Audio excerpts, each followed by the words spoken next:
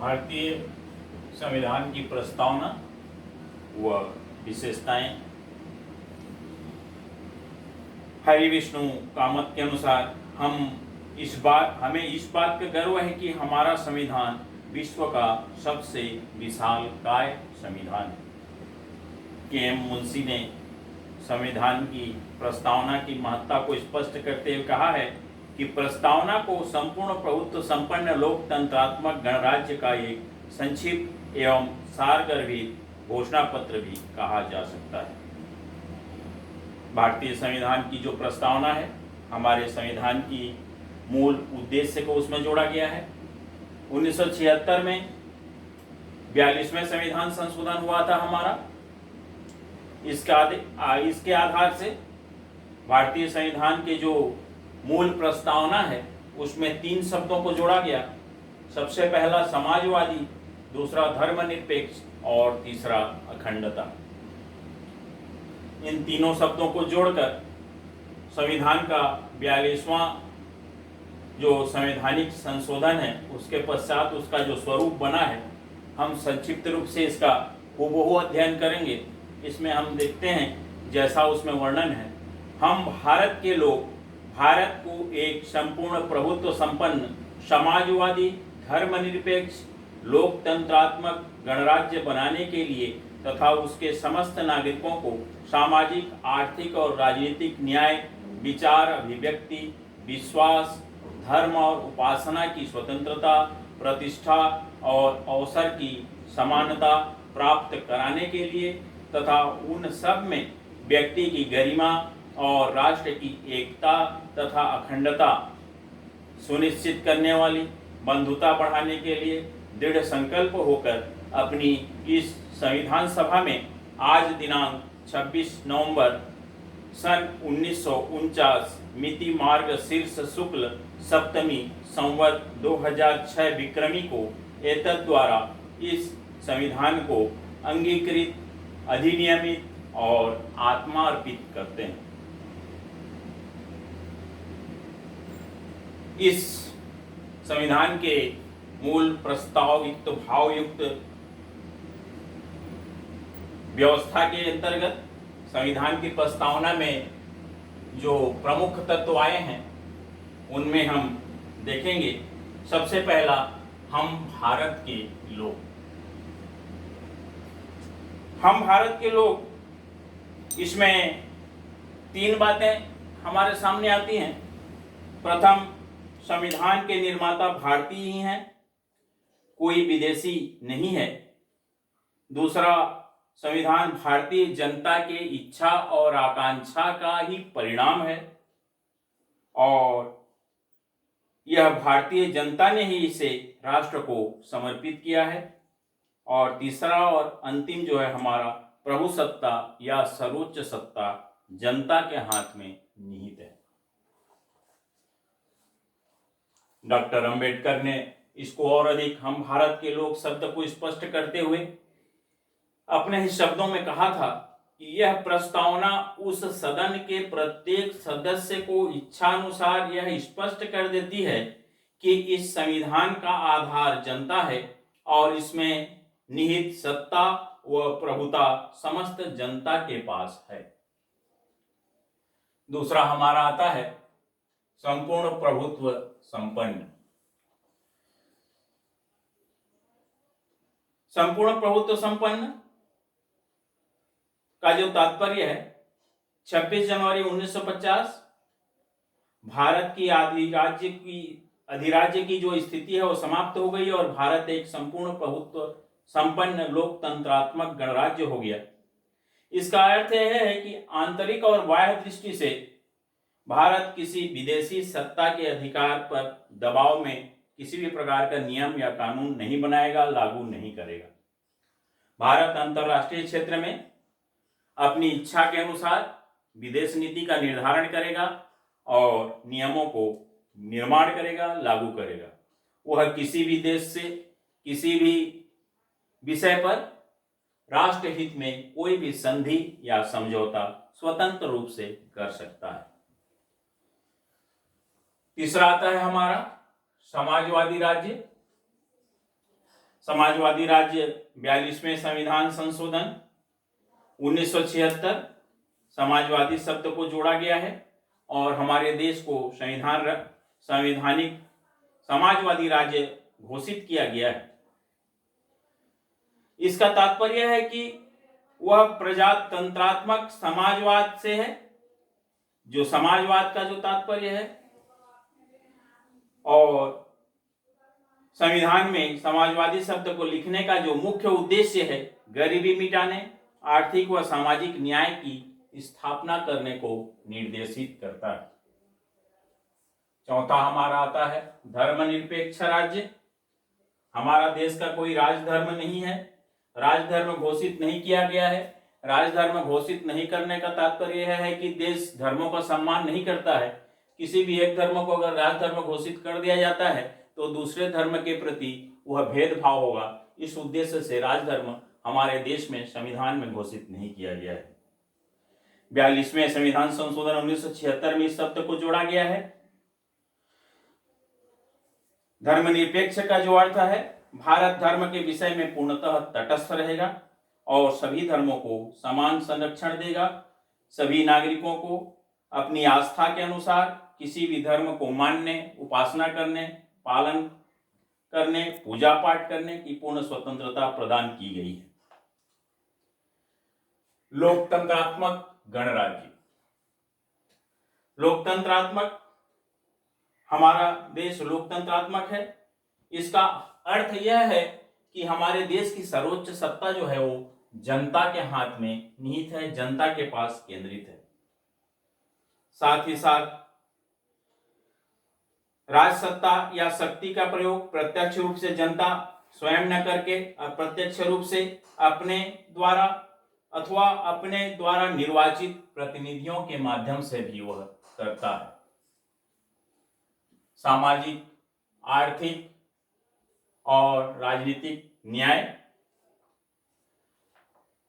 इसमें एक चीज छूट गया है, गणराज्य। गणराज्य का जो तात्पर्य है हम देखेंगे, इसमें भारतीय संघ का जो हमारा प्रधान होता है, हमारा जो मुखिया होता है, राष्ट्रपति, उसका निर्वाचन जनता के द्वारा एक निश्चित अवधि के लिए होता है, न कि इंग्लैंड के भांति वंशानुगत। इसके बाद हम देखेंगे सामाजिक, आर्थिक और राजनीतिक न्याय। न्याय का अर्थ यह है कि राज्य का उद्देश्य किसी व्यक्ति विशेष या कुछ लोगों को भलाई करना या कुछ व्यक्तियों का, कुछ वर्ग का ही हित करना, ऐसा न होकर समस्त नागरिकों को समानता के आधार से भलाई करे। इसलिए संविधान की प्रस्तावना नागरिकों को आर्थिक, सामाजिक व राजनीतिक न्याय की गारंटी देती है। स्वतंत्रता और समानता तथा बंधुत्व की भावना का विकास करना। स्वतंत्रता का अर्थ देश के प्रत्येक नागरिक को राजनीतिक स्वतंत्रता का अधिकार है। समानता का जो तात्पर्य है, देश के नागरिकों को उसकी उन्नति और विकास के लिए बिना किसी भेदभाव के प्रत्यक्ष या अप्रत्यक्ष रूप से समान अवसर की उपलब्धता करना, समान अवसर प्रदान करना। बंधुत्व का जो तात्पर्य है, देश के समस्त नागरिकों में भाईचारे की भावना का विकास करना। एकता और अखंडता।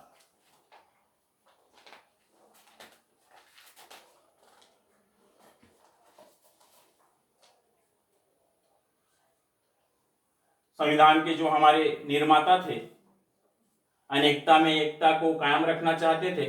भारत के नागरिक क्षेत्रीयता, प्रांतवाद, भाषावाद, संप्रदायवाद को महत्व न देते हुए भारत की आधारभूत एकता को बनाए रखने हेतु 42वें संविधान संशोधन 1976 द्वारा संविधान की प्रस्तावना में एकता के साथ अखंडता शब्द को जोड़ा गया है।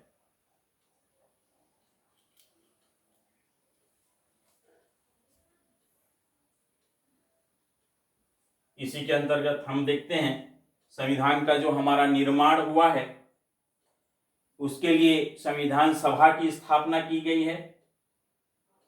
संविधान सभा जो है वो निश्चित अवधि पर गठित की गई है और उसका जो सामान्य स्वरूप रहा है इसमें चोटी के जो नेता हैं, संविधान सभा में प्रमुख जो नेता रहे हैं, पंडित जवाहरलाल नेहरू, सरदार वल्लभ भाई पटेल, डॉक्टर राजेंद्र प्रसाद, मौलाना अब्दुल कलाम आजाद,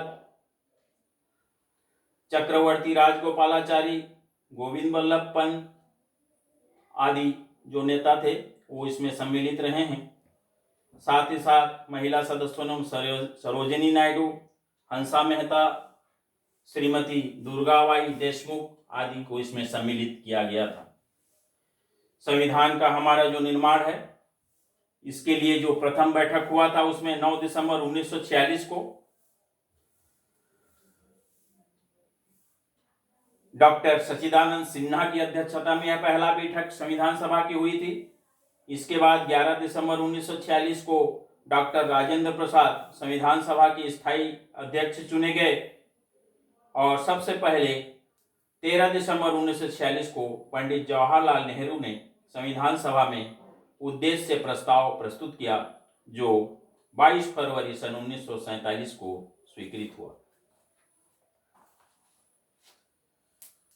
संविधान सभा की महत्ता को स्पष्ट करते हुए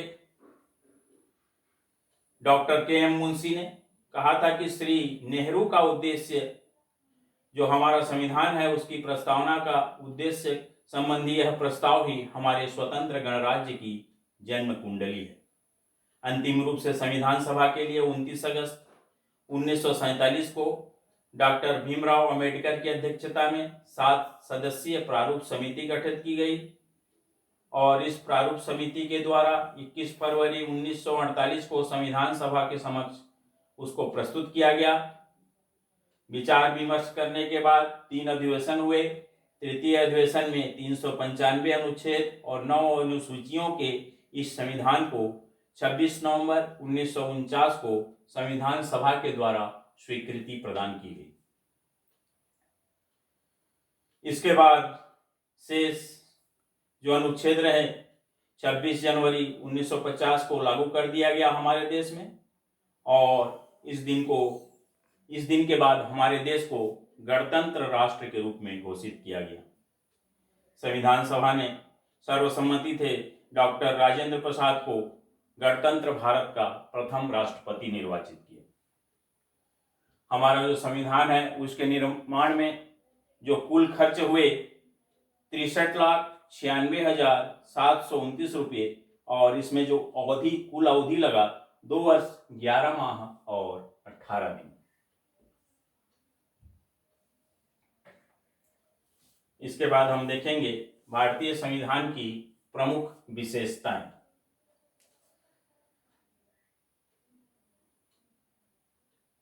डॉक्टर भीमराव अंबेडकर ने विशेषताओं की महत्ता को स्पष्ट करते हुए कहा है कि मैं अनुभव करता हूं कि भारतीय संविधान व्यवहारिक है, यह लचीला है और इसमें शांति काल व युद्ध काल में देश की एकता बनाए रखने की सामर्थ्य है। वास्तव में मैं यह कहना चाहूँगा कि यदि नवीन संविधान के अंतर्गत स्थिति बुरी होती है तो इसका कारण यह नहीं होगा कि हमारा संविधान बुरा है, वरन हमें यह कहना होगा कि लोग बुरे हैं।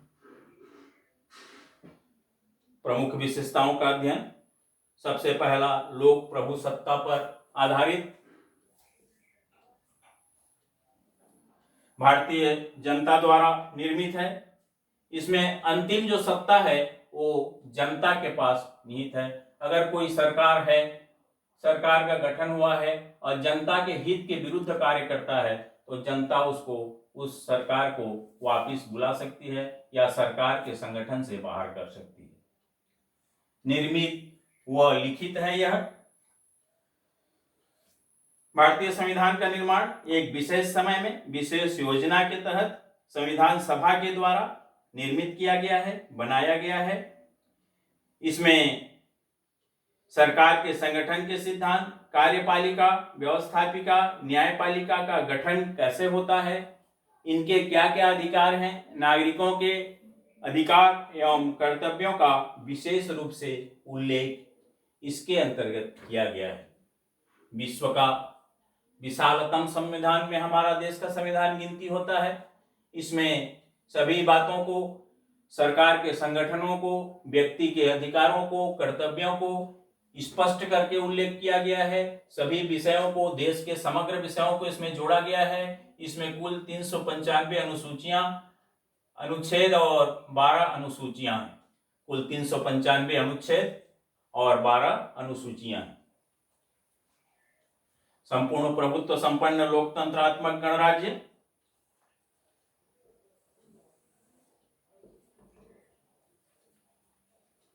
भारत को एक संपूर्ण प्रभुत्व संपन्न लोकतंत्रात्मक गणराज्य घोषित किया गया है। इसका जो तात्पर्य है, भारत अब किसी देश के अधीन नहीं है और किसी देश के दबाव में राष्ट्रहित को छोड़कर किसी भी प्रकार का नियम या संविधान का निर्माण नहीं करेगा और न ही लागू करेगा। वो राष्ट्रीय हित में किसी भी प्रकार के नियम या कानूनों को अपने देश में निर्माण कर सकता है, लागू कर सकता है। लोकतंत्रात्मक का अर्थ कि शासन की सर्वोच्च सत्ता जनता में निहित है और गणराज्य का जो तात्पर्य है, जनता का हमारा जो मुखिया या प्रधान, हमारा देश का जो प्रमुख होता है राष्ट्रपति, उसका निर्वाचन जनता के द्वारा होता है, न कि वंशानुगत। समाजवादी राज्य की स्थापना 1976 42वें संविधान संशोधन, समाजवादी शब्द को जोड़ा गया है। इसका तात्पर्य समस्त नागरिकों को अपनी उन्नति और विकास के लिए समान अवसर प्राप्त होना या उपलब्ध कराना। धर्मनिरपेक्ष राज्य की स्थापना।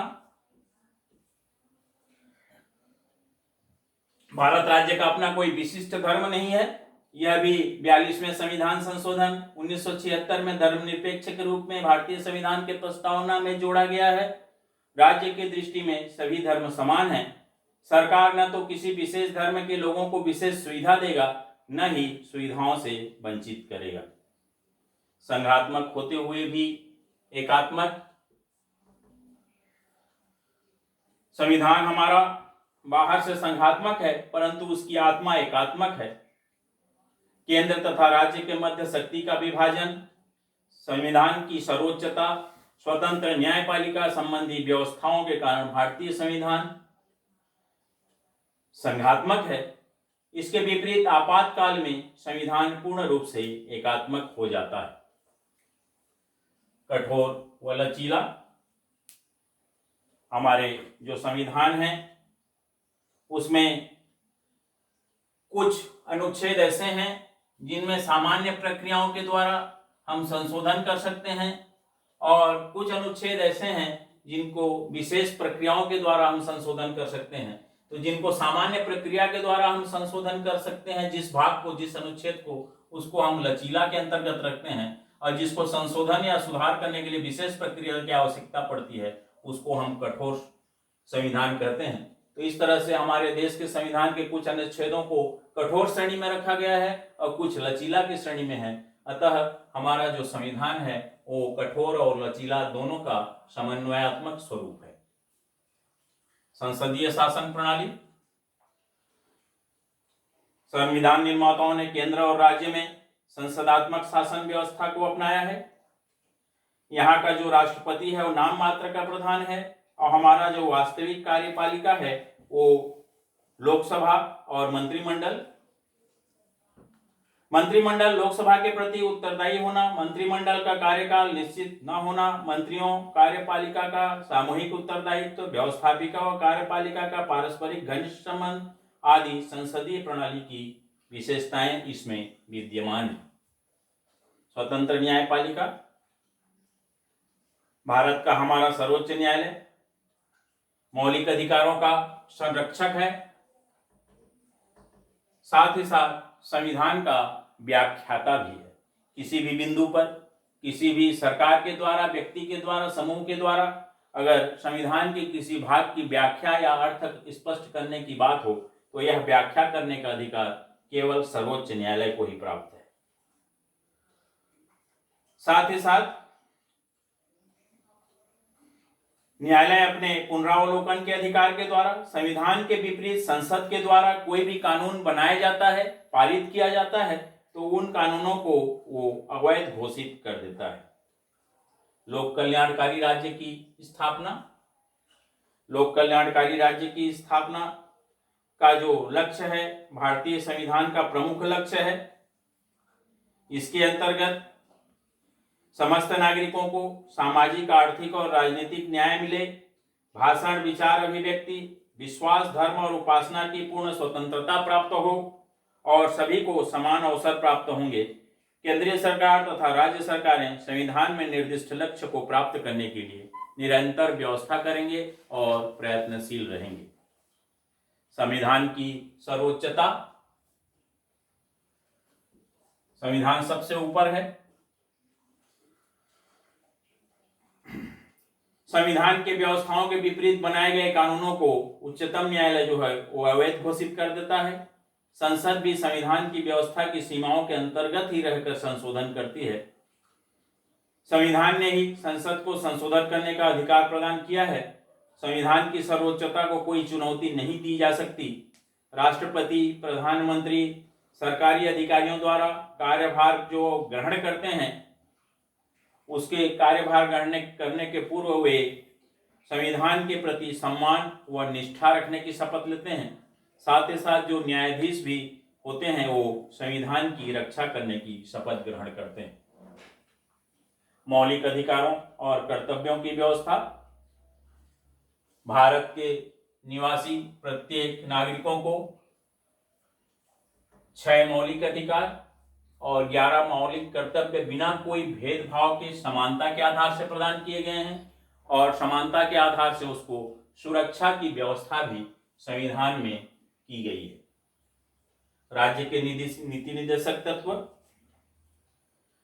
राज्य के नीति निर्देशक तत्वों में यह उल्लेख है कि केंद्रीय और प्रांतीय सरकारों का कर्तव्य होगा कि वे राज्य के संचालन और कानून निर्माण में नीति निर्देशक तत्वों के द्वारा भारत राज्य को एक वास्तविक लोक कल्याणकारी स्वरूप देने के लिए आवश्यक सिद्धांतों की घोषणा वो करेंगे।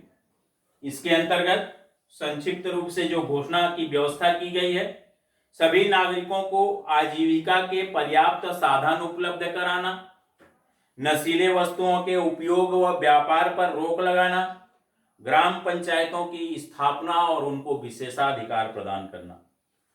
इकहरी नागरिकता, इकहरी नागरिकता से तात्पर्य है एक प्रकार की नागरिकता।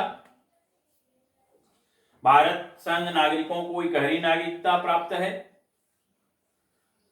चाहे वो देश के भीतर किसी भी प्रांत में क्यों न रहता हो, उसको देश की नागरिकता प्रदान करने की व्यवस्था है। वयस्क मताधिकार, बिना किसी जाति, धर्म, वंश, जन्म स्थान के आधार पर भेदभाव किए बगैर वयस्कता के आधार पर वोट देने का अधिकार। भारतीय संविधान में 1988 से पूर्व मताधिकार प्राप्ति की जो न्यूनतम आयु थी 21 वर्ष, 1989 में 61वें संविधान संशोधन के द्वारा इस वयस्कता की आयु को 21 वर्ष से घटाकर 18 वर्ष कर दी गई है। आपातकालीन प्रावधान के अंतर्गत संकट काल का सामना करने के लिए संविधान में कुछ आपातकालीन व्यवस्थाएं की गई हैं। सबसे प्रमुख प्रभाव में होता है कि संघात्मक शासन एकात्मक हो जाता है तथा राज्यों में संवैधानिक संकट की स्थिति में राष्ट्रपति शासन की व्यवस्था की गई। इसके बाद हम देखेंगे राजभाषा। नए संविधान में देवनागरी लिपि में लिखी जाने वाली हिंदी भाषा को भारत की राजभाषा या राष्ट्रभाषा घोषित किया गया है। सामाजिक समानता, सामाजिक क्षेत्र में भारत देश के भीतर सभी नागरिकों को समानता के सिद्धांत के आधार पर समान अधिकार प्रदान किए गए हैं। अनुच्छेद 17 में कहा गया है कि अस्पृश्यता यानी कि छुआछूत का अंत किया गया है। किसी भी प्रकार का समाज में अस्पृश्यता का आचरण जो है वो निषिद्ध है, वह संविधान में दंडनीय है।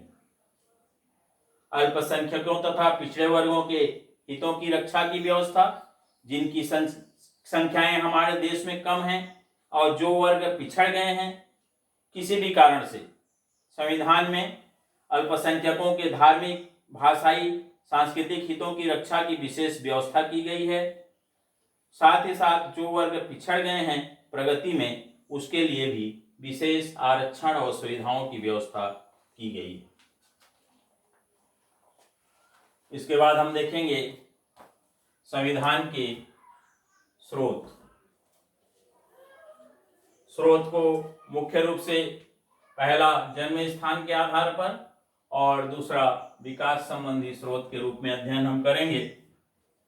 सबसे पहला हम देखेंगे देशी स्रोत, जन्म संबंधी स्रोत के अंतर्गत। देशी स्रोत में हमारा जो 1935 का भारतीय शासन अधिनियम, भारतीय शासन अधिनियम का व्यापक प्रभाव हमारे भारतीय संविधान में पड़ा है। इस संबंध में रॉबर्ट एल हाईग्रेव ने लिखा है कि भारतीय संविधान के 395 अनुच्छेदों में से लगभग 250 अनुच्छेद ऐसे हैं जो 1935 के अधिनियम से ज्यों के त्यों लिए गए हैं। इसके बाद नेहरू समिति ने जो रिपोर्ट सौंपा था उसको भी संविधान के स्रोत के अंतर्गत सम्मिलित किया गया है। दूसरा हम देखेंगे विदेशी स्रोत, जो दूसरे देशों के संविधान के अच्छाइयों को हमारे देश के संविधान में सम्मिलित किया गया है। विश्व के अन्य देशों के संविधान की अच्छाइयों को इसमें जोड़ा गया है। इसमें हम देखेंगे किस देश के संविधान की अच्छाई को हमारे देश के संविधान में किस रूप में सम्मिलित किया गया है। सबसे पहला हम देखेंगे विश्व के अन्य देशों के संविधान की अच्छाइयों के अंतर्गत ब्रिटेन का संविधान। ब्रिटेन के संविधान से जो हमारे संविधान में व्यवस्था ली गई है उसमें संसदीय शासन प्रणाली, ब्रिटेन के सम्राट की तरह भारत का राष्ट्रपति नाम मात्र का प्रमुख है। ब्रिटेन की द्वितीय सदन, जिसको हम लॉर्ड सभा, उसके समान संसद का द्वितीय सदन कमजोर स्थिति में है। इस व्यवस्था को ब्रिटेन से लिया गया है। दूसरा हमारा अमेरिका का संविधान। अमेरिका के संविधान से हमारे देश की संविधान में प्रस्तावना को लिया गया है। मौलिक अधिकारों की जो व्यवस्था है, उपराष्ट्रपति पद की नियुक्ति, उसके कार्य कर्तव्य, सर्वोच्च न्यायालय द्वारा संविधान की व्याख्या व न्यायिक पुनरावलोकन का जो अधिकार है, न्यायाधीशों की जो स्वतंत्रताएं हैं, संविधान में संशोधन की जो प्रक्रिया है, उसको भारतीय संविधान में सम्मिलित किया गया है, जो मूल स्वरूप उसका अमेरिका के संविधान से लिया गया है। कनाडा के संविधान से हमारे संविधान में जो सम्मिलित किए गए हैं उनमें संघीय व्यवस्थापिका, कनाडा के संविधान की भांति भारतीय संघ को यूनियन का नाम दिया गया है। अवशिष्ट शक्तियां केंद्रीय सरकार के पास हैं, वो भी कनाडा के संविधान से ली गई हैं। आयरलैंड का संविधान, इसमें से हमारे देश के संविधान में राज्य के नीति निर्देशक तत्वों को सम्मिलित किया गया है। राष्ट्रपति के निर्वाचन के लिए निर्वाचक मंडल की जो व्यवस्था है वो आयरलैंड के संविधान से लिया गया है। राज्यसभा और विधान परिषदों में विशिष्ट व्यक्तियों को मनोनीत करने की जो परंपरा है वह भी आयरलैंड के संविधान से ही लिया गया है। ऑस्ट्रेलिया का संविधान, यहाँ का जो संविधान है उससे हमारे देश के संविधान में संविधान की प्रस्तावना, भाव और भाषा को ग्रहण किया गया है। समवर्ती सूची, इस सूची से संबंधित केंद्र व राज्य के विवादों को निपटाने की जो प्रणाली है वो ऑस्ट्रेलिया के संविधान से ली गई है। जापान के संविधान से संविधान भारतीय संविधान के अनुच्छेद 21 में प्रयुक्त शब्दावली कानून द्वारा स्थापित प्रक्रिया जापान के संविधान से ग्रहण की गई है। दक्षिण अफ्रीका के संविधान से भारतीय संविधान में संशोधन की जो प्रणाली है उसको ली गई है। फ्रांस के संविधान से गणतंत्र की व्यवस्था को शामिल किया गया है। सोवियत संघ के संविधान से मौलिक कर्तव्य पूर्ण सोवियत संघ के संविधान को लिए गए हैं। संविधान के विकास के जो अन्य स्रोत हैं उसके अंतर्गत हम देखेंगे, दूसरा बिंदु के अंतर्गत उसके प्रमुख स्रोत में सबसे पहला संविधियों का कानून। संविधियों का कानून, संसद पर अनेक अधिनियम पारित किए गए हैं जो संविधान के अंग बन गए हैं, इनको हम संविधि कानून के अंतर्गत संविधित करते हैं। न्यायालयों के निर्णय, सर्वोच्च न्यायालय व विभिन्न राज्यों में जो स्थापित उच्च न्यायालय हैं, उनके निर्णय संविधान के स्रोत के रूप में कार्य कर रहे हैं, जिनको न्यायालयों के निर्णय के अंतर्गत हम सम्मिलित करते हैं। संवैधानिक टीकाएं, पुस्तकें व ग्रंथ को भी भारतीय संविधान का स्रोत माना गया है। इसका उपयोग संविधान की व्याख्या के समय की जाती है। परंपराएं और विभिन्न जो आयोग हैं, भारतीय संविधान लिखित है, फिर भी राष्ट्रपति व राज्यपाल से संबंधित अनेक परंपराएं विकसित हुई हैं। जैसे राष्ट्रपति और शक्तियों का प्रयोग मंत्रिमंडल के परामर्श के अनुसार ही राष्ट्रपति करता है। संवैधानिक संशोधन, अनुच्छेद 368 के अनुसार संविधान में संशोधन की जो प्रक्रिया दी गई है, एक प्रकार के वह संविधान के अंग के रूप में ही हम अध्ययन करते हैं।